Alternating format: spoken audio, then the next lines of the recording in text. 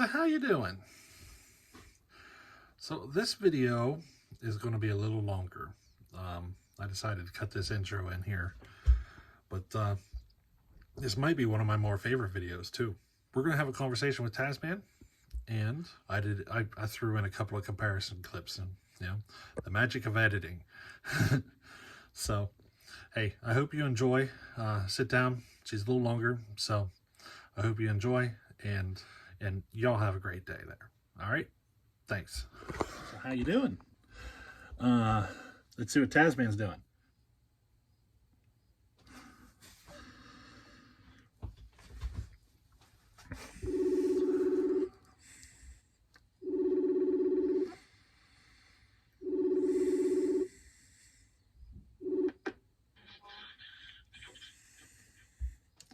Hey man, what's happening? How you doing? Doing good. You busy? No, I just got done eating dinner. Dinner? Boy, we're going to bed. As you see, I got my phone rolling just in case you answered. Awesome.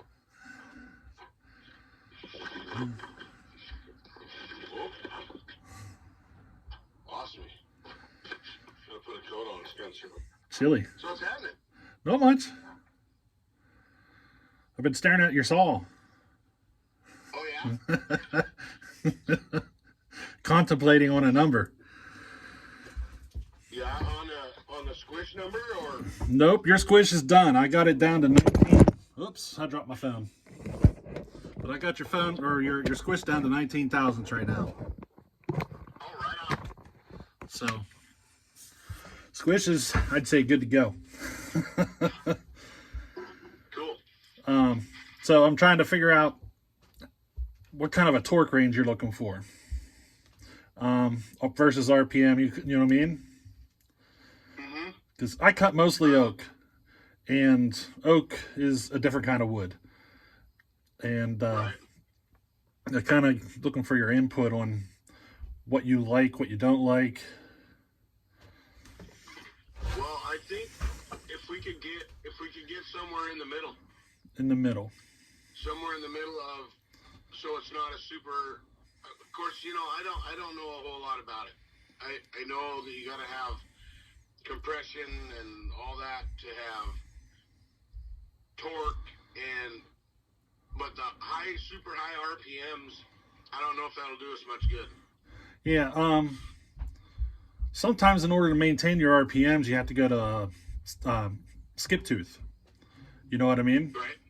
And Yep. do you prefer the way it responds with the full house over the skip tooth? Oh yeah, I like full house, but like I told you before, I don't cut a whole lot of I won't cut a whole lot of big wood with it. Yeah. But if I end up in a situation like I ended up at my brother's, and that's what I got, and that's the biggest saw I got, and he says, "Oh yeah, by the way, we got this 24-inch fir over here Yeah. that needs to come down." I know that the one that I have now, I know it'll cut it. Love you. Love you. Tonight. But I wouldn't go out and cut, cord after cord after cord of, with it. Yeah. So there is more torque available that I could put into the saw. But if I start raising the rift too much, we're going to start losing that. Like you know how your RPMs will drop and you'll still maintain torque. So the further we push the RPMs up, the more you're going to lose that ability. So the more you got to be able to maintain RPM in the cut. You know what I mean? Right. Yep. Because right now you're sitting at 101 on that saw. And this one I'm thinking about doing a boost port build, but I'm thinking about taking it to 99, which is another 2 degrees higher with boost port. So it's going to be kind of probably just a step up. I'm thinking kind of even on torque and RPM both ways. Yeah. Now, we could keep RPM range about the same, boost port it, and it'd boost your torque. You know what I mean? Right. But you remember how you ran into that problem, that thing where you just did a video on it, where you took that saw to the 8 tooth sprocket? You know what I mean? Because you had a little extra available. And you might end up in a situation like that with this one, where the exhaust might be too low, and you end up with a little extra in there, so you need to do something to, you know what I mean, to eat it up. Dad, Right. you can make fire. Okay. Dad, love you tonight. Love you. Good night. You wanna wake up? Yeah, it's awesome. Okay. Yeah, it's what, 9:30, so they're headed to bed. It's still daylight where you're at. We've been dark for a while. Yeah, it's only 6:30 here. Yeah. You know what's funny though, in my experience, I found some softwoods, especially you keep them with full house, they tend to absorb more torque sometimes than the hardwoods. Right. I think it has to do with the wood kind of like squeezing on the chain on the sides. You know what I mean? Right. Cedar can be real bad like that. Yeah. But I've been thinking about that. You know, about the softness of our wood. Yeah. About, you know, it drags Yeah. hard. Yeah. It's you know, like as opposed to like cutting a roll of rubber, if you can imagine that. Yeah. You know, if you tried to cut a roll of rubber, you got to have something. You got to have speed to keep the chain turning, but you've also got to have torque to pull it through that softer, grabby material. Yeah. So yeah, we're on the same wavelength. Alrighty. Alrighty.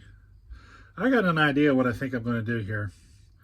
I'm going to try to give you more torque than what that saw has. I'm going to basically lean a little bit more towards the torque, and we're just going to end up with whatever RPMs we end up with. You know what I mean? Right. Because I feel like a saw that can eat full house, full length bar. You know what I mean? I feel like that's the ability to use it in a more practical manner. Go from 12-inch to 24-inch. You know, it's, you know what I mean? Not just cut 15-inch cookies all day long. You know what I mean? I think you got it. Oh yeah. Little more, Yeah, for sure. little rounded, you know. Because what do you think that's one thing I wish I would have done, and I can get that done this week. I can't do it tomorrow, but maybe Monday I can put a tack on this one. Did you ever put a tack on the Yes. one that I have now? Yeah. It was holding around 9,500, 9,700, somewhere around there.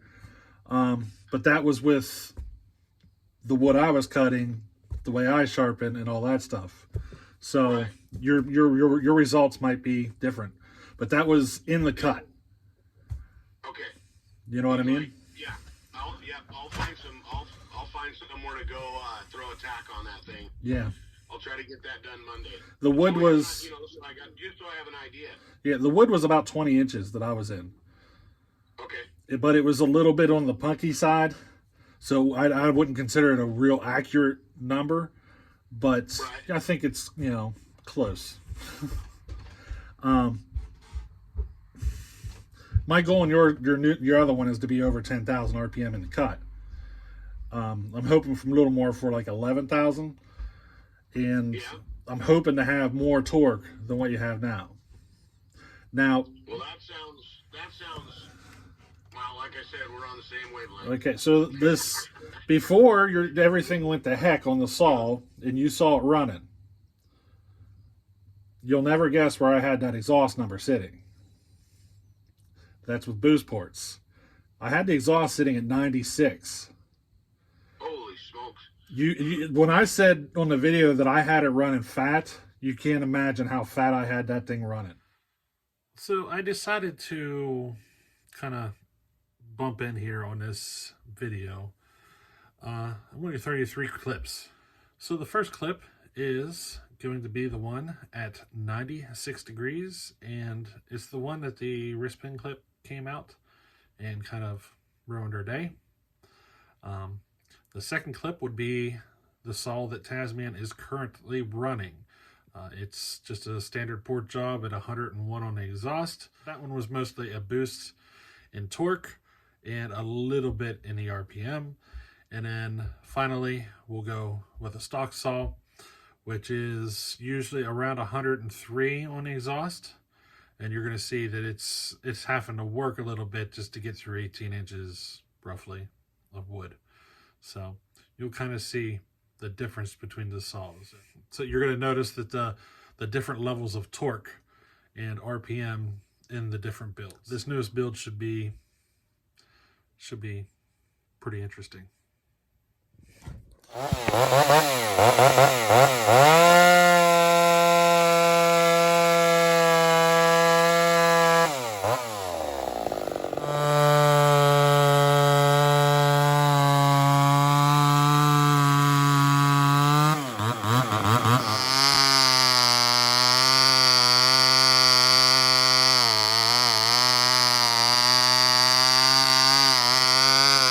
Like when I start leaning that thing out, the RPMs would have gone through the roof. But now I'm kind of second guessing that decision because I'm afraid you may not have had enough torque. You know what I mean? Right. You probably would have been in a skip to situation. Yeah. So I'm going to bring it back down. I think I am going to stick with my 99 number and go with the boost ports. Well, that sounds like it's right in the middle then. Yeah, it is. Closely in the middle between the last super fast build and the one that I have. Well, you're going to have better squish on this saw. You're going to have, better all around. The porting is a little bit better. I actually did some work to the intake on this one, where the one you're running now, I didn't do any work to the intake. So, you know what I mean? So there's a little bit more work involved. Your next one's going to have boost ports, where that one does not. So you should see a step in performance, a step up. You know what I mean? Mm-hmm. So, a stock XL76. I'm actually getting ready to put a video up of one. I forgot I had the footage, but the footage is like a month old. I forgot I had it, but you're gonna get to see how one runs with a 20-inch bar, in in the wood and stuff, and you're gonna see instantly the difference between that saw and the one you're running now. You know what I mean? It runs good, but it doesn't, run. You know what I mean? Yeah. It's good for, a stock saw is good for like 12-inch wood, Mm-hmm. but to get it up into the 24-inch stuff, it's pointless. It is. Right. It just doesn't have, the mustard to do it. So that's what we're taking care of. And I've done a few saws now with these boost ports, and I can tell you there is a pretty considerable difference in performance. Mm-hmm. So I think you'll be happy. Oh yeah.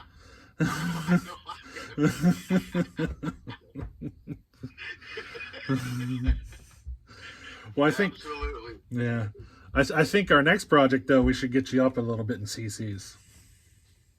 Yeah. Yeah. Look for something like, a 922 or something? Yep. That's what I'm thinking. I got, a dozen of them here. So. Oh my gosh. Well, I'll tell you what. All I know is that 922 that I did run for those few cuts, when I got it running for that guy, I can't imagine one of those with any kind of work done to it. It was like, I don't know what it is. It's just something about the way that a home light runs. They're like a sleeper saw. Yeah, you know what I mean?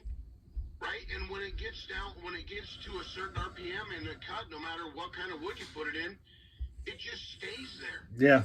It might be lower RPM than than something else next to it, but it stays there. Yeah. Other saws, once they start dropping down, like McCulloch's and stuff, if you hog them in, they just keep going until the chain quits. Well, so home lights usually run around 104 degrees on the exhaust timing, but with that and the way their transfers are set up and everything, it's hard to explain, but It's kind of like what I was explaining to you. Like a saw that's built to handle higher RPMs has issues as the RPMs drop. You know what I mean? Yep. So that's kind of where. Then you just have, and it would be a great, and that would be a great saw for limbing. Yeah.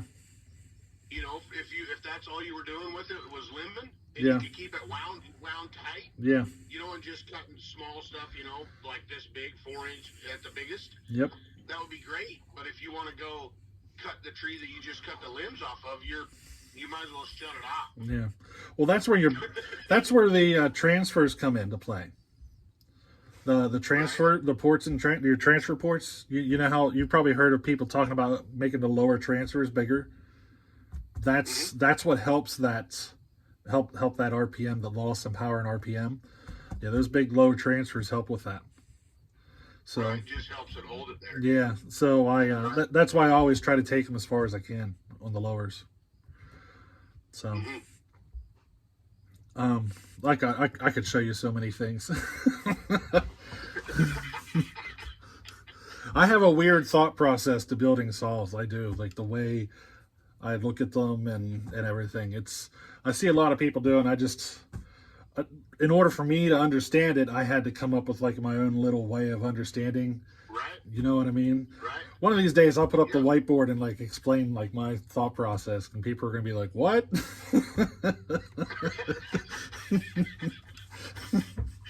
you know, it's awesome. Yeah. It's awesome. Yeah. Because everybody thinks of things different. You know, for Mhm. sure.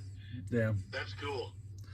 Yeah. Well, I think the moment that got me from okay builds to taking it to the next level was the moment I started thinking about the scavenging. And that's the saw's ability, because, oh boy, how do I explain this? So you're limited because your saw has to expel all of the spent gases. And if it doesn't expel all of them, then you only get a certain volume up in there. You know what I mean? For your next blast. Mm-hmm. So the better you can get rid of that, the better your next blast. That's your scavenging. And the more I started thinking about that and the different things that can help that, the more performance I've been able to get. You know what I mean? Because sometimes higher roofs do help, because it gives you more time to expel gases. But then you do run into a situation where you start losing compression. You know? So it's kind of a trade-off.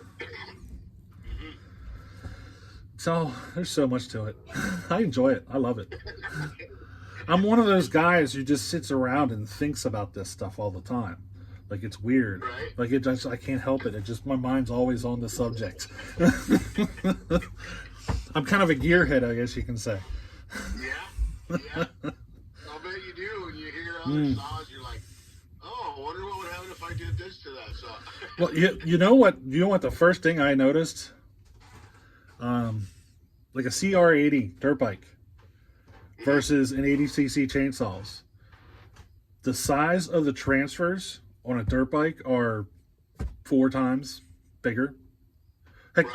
yeah, there's some dirt bikes that the transfer ports are like the total volume is almost the same amount as the whole cylinder. Wow. And so imagine trying to do that to a chainsaw. There's just not enough material to do it, but Right. it gives you an idea that it helps them go from lower RPM to higher RPM. You know what I mean? Helps them fluctuate. Yeah. That's that whole big transfer. You know, it just helps. And some of the old bikes and stuff, they had like a valve. They had a valve inside the exhaust port that would cause the exhaust port to lower and raise through the RPM range. Right. Yeah. It's like a power valve. Yeah, like a power valve. Yeah. Yeah. Yeah. Yeah. That ATAC. Yeah. Honda had that ATAC. But you know what I mean? Imagine applying that stuff to chainsaws. Oh gosh. Oh my gosh. How awesome would that be? Well, it wouldn't matter. You could do a quarter of a trigger and still have power. Yep. You know what I mean? Being able to control your chain speed. I just saw your eyes just light up. Yeah. But I think of these things. I'd love to put one in a saw, but I couldn't imagine how to do it. You know, they operate off the. Have to operate off the flywheel, off the engine speed and everything. It'd be so complicated. I'd never be able to do it. Right. I'd have to convert a dirt bike engine to run with a chainsaw bar. That'd be the way to do it. Right. Yeah.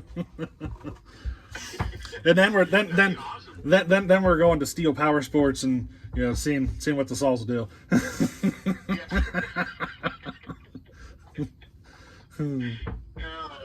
I'd like to build one of them saws one day. Full on racing, yeah, I'd like to build one of them one day. I got a lot to learn yet till I get to that level, though. Those things are impressive. Yeah. Impressive. I want to do it, though. It would teach me a lot along the way trying to build one. Mm-hmm. Yeah. Probably blow a few hundred up. But if you're not blowing them up, you're not learning, right? That's what I hear. Boy. Well, I think we got a pretty good idea where we're going to go. And Yeah. I'm not going to eat up your whole evening. We're not going to do a 6-hour live chat or nothing.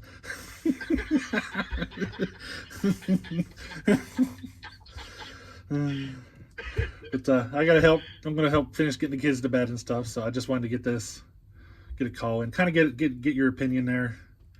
You definitely like torque, though. It's obvious. Oh yeah. Yeah, you can tell when you got it. Yep. Yeah, it's awesome. Every time I run it, I just can't believe that it's only 58 cc's. Yeah. It's crazy. Yeah. So yeah. My first one. So My first one I ever built that I put those boost ports in, it was the most powerful 58cc saw I ever built. It wasn't high in RPM, but it was so powerful that I knew the saw would not last. right. And believe it or not, you're actually running that saw right now. I had to put a different cylinder on it. Yeah. I started playing around with it and stuff, and I ended up taking the numbers too far, and I had to put another cylinder on it and starting over. But you're actually running that saw right now. I think that saw's on is like a third or fourth cylinder because of just different experiments I was trying, and I was learning with that saw. I learned a lot with that saw. Heck yeah. Well, this one likes to eat wood. That's for sure. It likes a 28-inch full house. Yeah.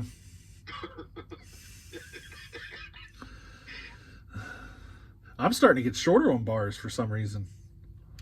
I don't know why. Just it has to do with the angle that I'm standing, and my back doesn't like it. You know what I mean? Because the more vertical I am, the more it hurts. You know what I mean? The more straight up I am, it feels like there's a rock in between the bones. Is what it kind of feels like. But if I bend over a little, it's like the pain just goes away. Right. So I have been getting a little shorter on my bars. Which that's good. I mean, if you can, it's good that you found something that you can still run Yeah. the saw comfortably. 2024 seems to be working better for me. Yeah. So it is what it is, You run whatever's comfortable. That's right. That's right. Well, I think I'll let you go for the night. Get these kids to bed. Alrighty. Cool. Good talking to you. We'll do it again. Okay, awesome. Sounds good, man. All right. Catch you later. Thanks, Brian. Yep. Appreciate you, man. You too. Love ya. Love you. Bye. Bye.